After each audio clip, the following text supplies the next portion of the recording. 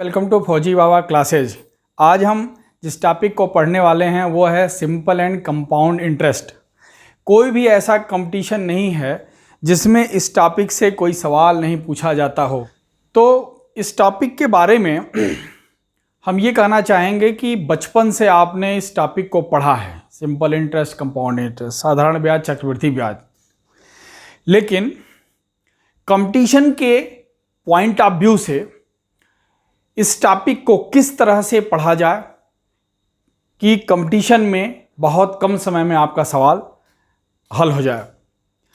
Traditional तरीके से जो हमने पढ़ाई की है बचपन में वो फार्मूला बेस्ड है, लेकिन उन फार्मूलों के आधार पर अगर आप कंपटीशन में इस टॉपिक को अटेम्प्ट करना चालू करेंगे तो आप उस प्रेस्क्राइब्ड टाइम में आप इस सवाल को नहीं कर सकते हैं। जैसे कि सिंपल इंटरेस्ट के बारे में आपने जो फार्मूला पढ़ा है वो यही पढ़ा है, SI is equal PRT by 100। Compound interest के बारे में फार्मूला आपने जो पढ़ा है वो क्या पढ़ा है, principal 1 plus R by 100 to the power T, ये आपने पढ़ा है। इन फार्मूलों से आज का कंपटीशन क्रैक नहीं होता है। तो क्या करें हम कि अगर ये टॉपिक एग्ज़ाम में आए तो आपसे हो जाए। उसके लिए हम आपको सिंपल एंड कंपाउंड इंटरेस्ट का पहले तो बेसिक कंसेप्ट समझाएंगे और फिर आपको ऐसे ट्रिक बताएंगे कि उन ट्रिक के माध्यम से आप पलक झपकते ही ऐसे सवालों का हल निकाल लेंगे।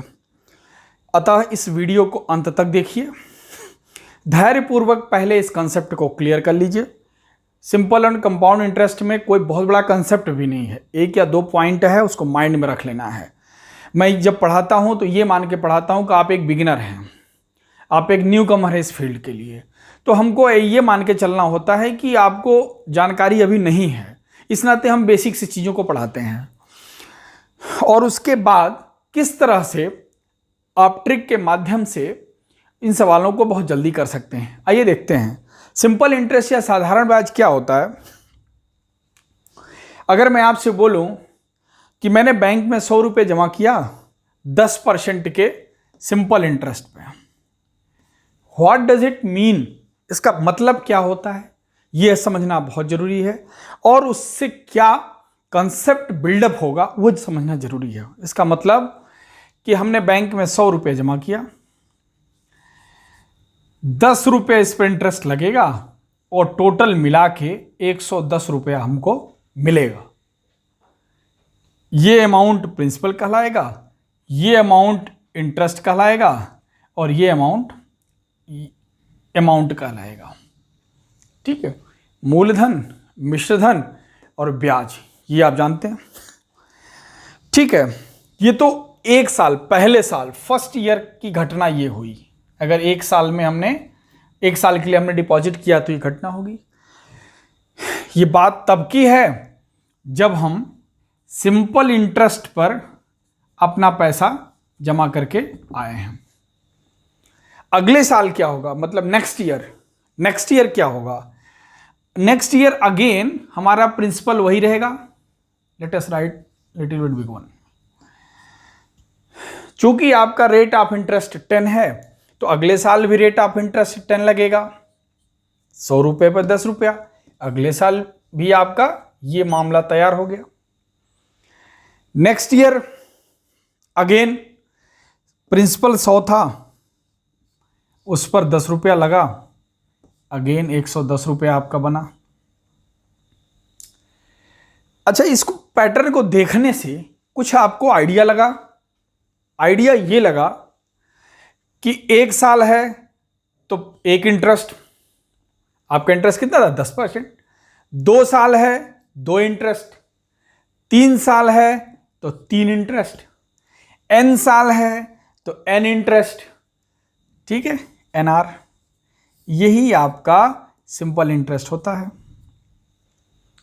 ठीक है, n ईयर अगर रहेगा तो n इंटू R%, अगर ये 4 साल रहेगा 4 इंटू 10 40%, 5 साल रहेगा 5 इंटू 10 50%। अगर ये चीज़ आपको समझ में आ गया, इसमें आपने क्या देखा कि जो ये रेट ऑफ इंटरेस्ट लग रहा था, it was getting applied only on the principal. ये सिर्फ और सिर्फ प्रिंसिपल पर ही ये लग रहा था। प्रिंसिपल पर लगने के बाद जो अमाउंट बढ़ा हुआ आ रहा था, next year this rate of interest was not being applied. Actually that is the only basic difference between simple and compound interest. तो इस केस में जो हम आपको बताना चाहे कि 1, 2, 3 साल में मिलकर 30% रेट आपका इंटरेस्ट लग गया। इससे जो बात समझ में आती है वो ये समझ में आती है कि अगर रेट ऑफ इंटरेस्ट 10% है, 5 साल के लिए लगेगा तो 50% रेट ऑफ इंटरेस्ट हो जाएगा। अगर रेट ऑफ इंटरेस्ट 20% है और 2 साल के लिए जमा होगा तो इसका मतलब ये 40% इंटरेस्ट, टोटल इंटरेस्ट इतना मिल जाएगा। Let it be principal any amount. अगर ये 30% है, अगर ये 5 साल के लिए जमा है तो इसका मतलब 150% इंटरेस्ट हो जाएगा। इतनी सी बात आपको शायद समझ में आ गई होगी। अब अगर इतनी बात समझ में आ गई तो आगे हम देखते हैं इसका क्या यूज और किस तरह से इसको अप्लाई किया जा सकता है। अगर मैं आपसे पूछूं कि कोई धन है या कोई अमाउंट है, वो कोई अमाउंट है तो P हो सकता है, 100 भी मान सकता हूं किसी न किसी केस में जहां मुझे जैसी जरूरत पड़ेगी। कोई अमाउंट है वो 4 साल में अपना 4 गुना हो जाता है। तो मान लीजिए हमारा अमाउंट 100 था, 4 साल में ये कितना हो जाएगा? 400 गुना। अच्छा, ये प्रिंसिपल था आपका, ये अमाउंट हो गया, तो इंटरेस्ट क्या होगा? जब अमाउंट में से प्रिंसिपल को आप डिडक्ट कर देंगे तो वही सिंपल इंटरेस्ट मिलेगा। मतलब इस पूरे डिपॉजिट स्कीम में 100 रुपीज लेकर के आप गए थे और आपको 400 रुपीज वापस मिला, तो आपको टोटल इंटरेस्ट कितना मिला? 300। बट ये 300 इंटरेस्ट आपको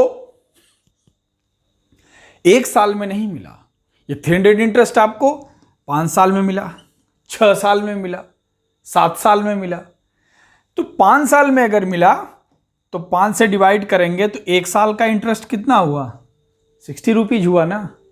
100 रुपये पर 1 साल का इंटरेस्ट अगर 60 रुपीज है तो इसका मतलब रेट ऑफ इंटरेस्ट इज 60%, क्योंकि 100 रुपये के बेस पर जो आपका इंटरेस्ट बनेगा वही परसेंटेज में आ जाएगा। तो इस तरह से जो आपने इसके पहले कंसेप्ट देखा उसका यूटिलाइजेशन यहाँ पे किया जा सकता है। कई बार एग्जाम में इसी बेस को मान करके थोड़ा बहुत आगे पीछे करके वो सवाल पूछता है। जैसे कोई अमाउंट है 100 रुपया है, वो कितने साल में अपने का 5 गुना हो जाएगा? 100 रुपया अगर आपके पास प्रिंसिपल है, स्टेटमेंट के अनुसार वो 5 साल के कुछ सालों के अंतराल पे अपने को 5 टाइम्स कर ले रहा है। ठीक है, तो एक्चुअल में कितना इंटरेस्ट इस पर मिला? 400 रुपीज इंटरेस्ट मिला। अब वो सवाल को अगेन थोड़ा सा घुमा दिया, बोला बताइए कि रेट ऑफ इंटरेस्ट हमारा 20% है, तो कितने साल में ये 5 गुना होगा? सवाल को फिर से रिपीट कर रहा हूं। सवाल इस तरह से पूछेगा कि कोई अमाउंट 20% पर एनम के सिंपल इंटरेस्ट से अपने को 5 गुना कर ले रहा है, तो कितने साल में अपने को 5 गुना कर पाएगा? या ऐसे पूछेगा कितने वर्षों में कोई राशि अपने को 20% पर एनम के रेट से 5 गुना कर लेगी, 7 गुना कर लेगी। एग्जाम्पल आप समझ लीजिए, जो भी डिजिट आएगा उसको आप कर लेंगे। 100 रुपए का अमाउंट अपने को 500 कर लिया, 20% रेट था। अच्छा, मिला कितना? 400 रुपया टोटल मिला।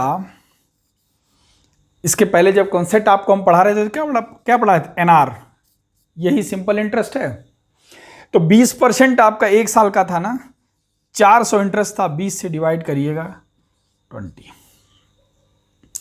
इस तरीके से आपको सिंपल इंटरेस्ट में जो PRT/100 आप लगाते थे उसको टोटली एलिमिनेट कर देना है, उसकी ज़रूरत ही नहीं पड़ेगी। इस तरह से आपका काम बन जाएगा। और बैंकिंग, SSC या और भी स्टेट ग्रुप सी के स्पेशली एग्जामों में इतने ही सिंपल सवाल आते हैं, थोड़ा बहुत आगे पीछे करके आते हैं। कभी प्रिंसिपल गायब कर देगा, कौन सा प्रिंसिपल कितना गुना हो जाएगा, बट बेसिक कंसेप्ट यही रहेगा। ये हो गया आपका SI का बेसिक कंसेप्ट। अब आइए आपको मैं CI का कंसेप्ट और ट्रिक बताता हूं।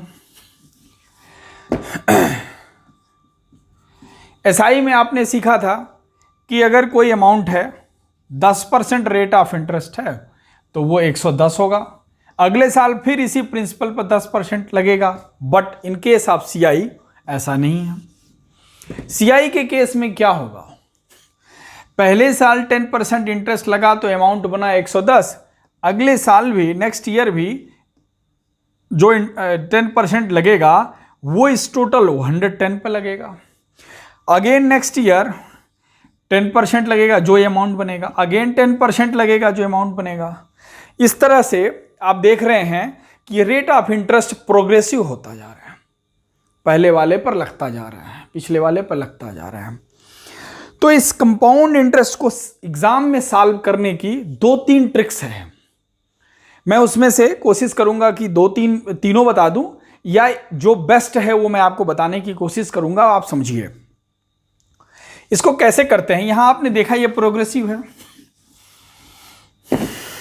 प्रोग्रेसिव मतलब जो भी घटना हो रही है पिछले वाले पर अप्लाई हो रही है, फिर अगली घटना फिर पिछले वाले पर अप्लाई हो रही है, दैट इज प्रोग्रेसिव। मैंने आपसे बोला है कि 10% कंपाउंड इंटरेस्ट है, बस मैंने इतना ही बोला और मैंने कुछ बोला ही नहीं। तो 10% कंपाउंड इंटरेस्ट का मतलब क्या होता है, 10/100 मतलब 1/10 होता है कि नहीं होता है। मतलब कि 10 रुपया अगर कोई प्रिंसिपल है उस पर 1 रुपये का ब्याज मिलेगा। तो अगर 10 रुपये का प्रिंसिपल है, 1 रुपये का ब्याज मिलेगा, तो अमाउंट कितना बन जाएगा, 11 रुपया बन जाएगा। लेकिन अगले साल क्या होगा, अगले साल भी तो ये रेट ऑफ इंटरेस्ट उतना ही रहेगा, अगले साल भी वही घटना होगी। 10 रुपये है बढ़ के 11 हो गया। 2 साल का अगर हम इंटरेस्ट निकालने की बात सोच रहे थे तो ये प्रोग्रेसिव मेथड है। कहीं कहीं ये भी आपके लिए बड़ा आसान और बहुत फास्ट यूज वाला हो जाएगा, इसलिए इसको भी जान लीजिए। तो अब इसको मल्टीप्लाई कर दिए, प्रोग्रेसिव निकालने का तरीका होता है, ये 100 हो गया, जो हो गया 121। कितना आसान हो गया देखिए आपके लिए। कंपाउंड इंटरेस्ट का जो फार्मूला आप पढ़ते थे P 1 + R/100, कहीं उसका कोई ज़रूरत ही नहीं पड़ेगा आपको। आपने देखा 10% रेट ऑफ इंटरेस्ट है, 10 मतलब 1/10, मतलब इसका क्या हुआ कि 10 रुपये अगर कोई प्रिंसिपल है उस पर 1 रुपये इंटरेस्ट मिलेगा, मतलब 10 पर 1 इंटरेस्ट मिलेगा तो कितना हो जाएगा, 11 हो जाएगा।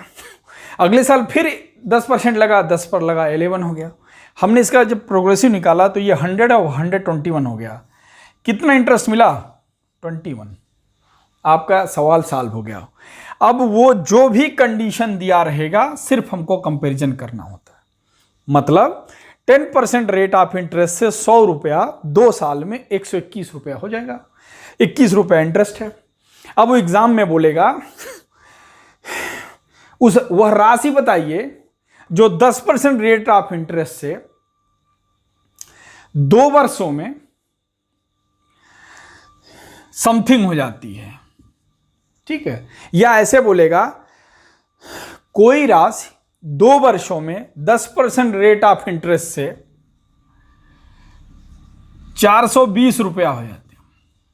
किसी राशि का 2 वर्षों में 10% कंपाउंड इंटरेस्ट से ब्याज 420 रुपया है, वो राशि बताइए। किसी भी तरीके से फ्रेम कर दे। इस नाते मैं आपके सामने दोनों तीनों बातें ला दिया, कैसे भी फ्रेम करें। या प्रिंसिपल दे दिया, रेट ऑफ इंटरेस्ट दे दिया, ये पूछना चाहा उसने, जो भी पूछना चाहे कन्वर्ट कर लीजिए। हमारे गणना के अनुसार 21 रुपया इंटरेस्ट आया, क्वेश्चन के अनुसार 21 रुपया 420 के बराबर है, मतलब 1 रुपया 20 रुपीज़ के बराबर है। अगर 1 रुपया 20 रुपीज़ के बराबर है तो 100 रुपया प्रिंसिपल कितना हो गया, 2000 के बराबर। 1 रुपया अगर 20 के बराबर है तो 121 कितने के बराबर हो गया, 2420 के बराबर। अब उसको पूछने दीजिए, ऐसा प्रिंसिपल पूछने दीजिए, इंटरेस्ट पूछने दीजिए, या कंपाउंड अमाउंट पूछने दीजिए, जो भी उसको पूछना हो पूछने दीजिए। आपने अगर ये बेस पकड़ लिया तो उसको जो भी पूछना हो पूछने दीजिए, क्या फर्क पड़ता है। आइए इसी प्रोग्रेसिव मेथड को एक और एग्जांपल के माध्यम से समझते हैं।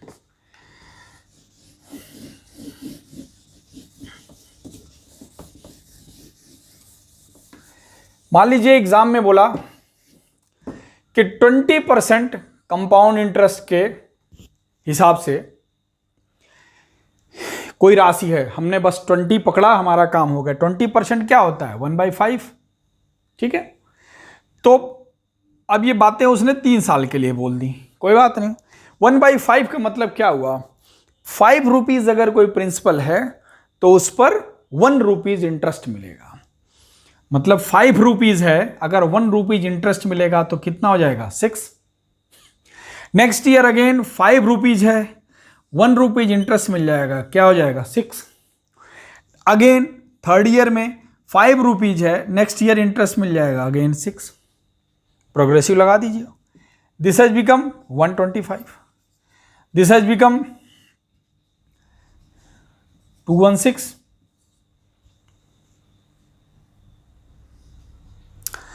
अब आपका सवाल सॉल्व हो गया।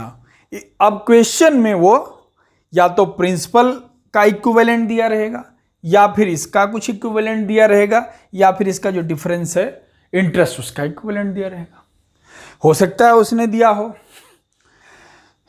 कि 1000 रुपया 20% कंपाउंड इंटरेस्ट के हिसाब से 3 वर्षों में कितना हो जाएगा। तो 1000 रुपया क्या था, प्रिंसिपल था। हमारे कैलकुलेशन में प्रिंसिपल 125 है, तो 1000 रुपया कितना हुआ, 8 टाइम्स हो गया। इसको भी 8 टाइम्स कर दीजिए, ये जो डिफरेंस आएगा उसको भी 8 टाइम्स कर दीजिए। Like this you have to approach with the progressive method. आप बताइए, आपके फार्मूले जिसमें आपको 1 + r/100t करना पड़ता है, जिसमें 105 × 105 × 105 आप करते हो, उसमें और इसमें क्या आसान है। एक और चीज इसमें बताता हूं, कहीं कहीं ये प्रोग्रेसिव मेथड आपके उद्देश्य को हल करने के लिए पर्याप्त नहीं हो पाता है। बैंक्स में जो सवाल आने लगे हैं वो कई बार सिंपल इंटरेस्ट और कंपाउंड इंटरेस्ट के मिक्स होके सवाल आने लगे हैं। एक ही सवाल में वो सिंपल इंटरेस्ट भी पूछ लेगा और कंपाउंड इंटरेस्ट भी पूछ लेगा, डाटा देगा कंपाउंड इंटरेस्ट का। उस केस में क्या करना है उसको देखिए। तो उस केस में CI पढ़ रहे हैं, एक हम ट्री मेथड पढ़ते हैं, ठीक, ट्री मेथड पढ़ते हैं। ट्री मेथड क्या है देखिए, मैंने बोला है कि 10% जो प्रोग्रेसिव आपने पढ़ा है वो आपके जनरल पर्पज के लिए ठीक है। जहां ये कॉम्प्लेक्स क्वेश्चंस आ गए वहां अभी जो हम बताने जा रहे हैं ट्री मेथड, उसका यूज है। ध्यान से देखिए, मैंने बोला कि रेट ऑफ इंटरेस्ट 10% है और 3 इयर्स के लिए हमको कैलकुलेशन करना है कंपाउंड इंटरेस्ट का। अब जो सवाल में ट्विस्ट आएगा वो देख लीजिए। 10% है, 10% का मतलब 1/10 होता है कि नहीं होता। तो जब 2 साल के लिए कैलकुलेट करना हो तो 10 के 2 मल्टीपल ले लीजिए। 10 के 2 मल्टीपल मतलब 100, 10 का स्क्वायर। लेकिन अभी चूंकि हमको 3 बार करना है तो हम 10 का 3 मल्टीपल करेंगे, मतलब 1000 पे हम बेस प्राइस ले लेंगे। हमको प्रिंसिपल नहीं पता है तो जो हम प्रिंसिपल मान के चलेंगे वो 1000 मानेंगे। क्यों? क्योंकि हमको 3 साल का कैलकुलेशन करना है तो एक बार 1/10, फिर 1/10, फिर 1/10 करना पड़ेगा। अगर आप 100 से स्टार्ट करेंगे तो थर्ड टाइम ये पॉइंट में आ जाएगा। तो आपके लिए थोड़ी डिफिकल्टी होगी। तो बेटर एक जब हमको मानना ही है तो हम अपने को बड़ा मान के चलेंगे, बाद में अपने को बराबर कर लेंगे हम। तो मैंने मान लिया प्रिंसिपल 1000 है, 3 साल का CI हमको अगर कैलकुलेट करना है, आप ये बताइए फर्स्ट ईयर में 1000 रुपये का 10% के हिसाब से, मतलब 1/10 होता है ना, कितना ब्याज होगा? 100 रुपये इंटरेस्ट होगा कि नहीं होगा? सेकेंड ईयर में कंपाउंड इंटरेस्ट, जैसे आप जानते हैं कि कंपाउंड इंटरेस्ट प्रिंसिपल के साथ जो बचा अमाउंट है, जो इंटरेस्ट है, उस पर भी लगता है। सेकेंड ईयर में जब हम घुसेंगे तो इस 1000 रुपये पर तो इंटरेस्ट आपका देना ही पड़ेगा 10%, मतलब 1/10 मतलब 100 रुपये। लेकिन ये जो फर्स्ट ईयर का इंटरेस्ट आया था उस पर भी आपको इंटरेस्ट देना पड़ेगा, यही तो कंपाउंड इंटरेस्ट है। तो 100 रुपये का 10% या 1/10 के हिसाब से इंटरेस्ट कितना हो गया? 10 रुपये। थर्ड ईयर में जब आप इंटर करेंगे तो प्रिंसिपल पर तो देना ही पड़ेगा 10%, 1000 10% 1/10 100 रुपये तो आपको देना ही पड़ेगा।